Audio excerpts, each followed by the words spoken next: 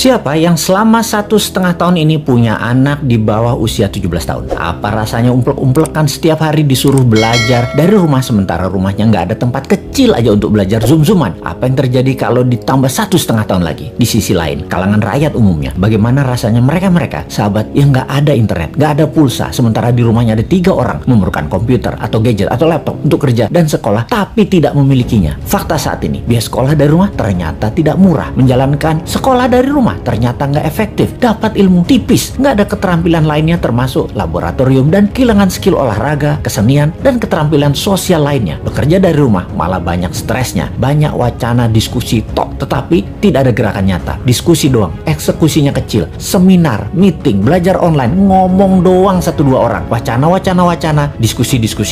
Rekening mah minus juga. Saat ini dunia bergeser jauh. Berapa lama kita akan menjadi seperti ini di bawah serangan virus? Jawabannya, kalau gini cara mengelolanya, selamanya, setidaknya sampai tahun 2025. Demikian kata WHO dan World Bank. Waduh, paling cepet 2023 awal deh. Tetep aja lama. Maunya tahun 2021 ini paling lama selesai deh. Vaksin dah tuh 100% orang Indonesia. Pertanyaan lagi, apakah selesai COVID? Ya nggak tahu juga. Menurut Ngana, selesaikah COVID ketika 100% manusia Indonesia sudah divaksin? Jawabannya nggak tahu. Misalnya, manusia setelah divaksin, efeknya tingkat kematian dan fatality-nya menurun, tetapi tetap bisa kena. Dimana kalau kena ya isolasi mandiri, katakan 10 hari. Setiap hari ada 30.000 orang bergantian bergiliran. Tiap hari ada 30.000. Karena 10 hari di isoman, maka yang dikurung hari itu adalah 300.000 orang per hari yang terkurung gantian sampai 100 juta orang. Gitu ya, 2 tahun itu bisa tercapai. Bisa lebih. Serem amat ya kalau ini terjadi. Untuk mencapai 60% populasi yang benar, ya bisa 2 tahun lagi, mungkin bisa 4 tahun lagi. Kalau hal ini terjadi, maka bukan hanya ekonomi yang ambiar, tetapi keterampilan sosial anak kita, keterampilan lainnya hilang. Bisa terjadi generation gap yang parah, di mana di tahun 2045, 24 tahun lagi, mereka usianya yang sekarang 10-20 tahun itu adalah mereka menjadi tulang punggung angkatan kerja dan usaha. Mereka, bayangkan, tidak punya keterampilan yang mumpuni. Maka angkatan yang usianya 50-70 tahun di kemudian tadi masih tetap bekerja dan ini tidak efektif. Maka gawat kalau bernegara tidak ada yang memikirkan hal ini, tetapi lebih memikirkan tenaga kerja asing bagaimana bisa masuk terus dengan dilindungi pejabat paling berkuasa. Alhamdulillah berhasil masuk terus. Itu lebih penting baginya sekarang. Saat ini generasi mendatang ngapain gue pikirin katanya. Yang penting saat ini lagi berkuasa, gak ada yang boleh halangin. Pokoknya gigi 5, gaspol, gue harus kaya. Lalu siapa yang urus generasi muda yang sudah 1,5 tahun ini dikurung di rumah? Ditambah masih ada kemungkinan dikurung lagi 1,5 tahun lagi. Kita urai masalahnya. Kalau anak usia saat ini 7-11 tahun, usia SD, mereka tidak mengerti banyak tentang culture, budaya lokal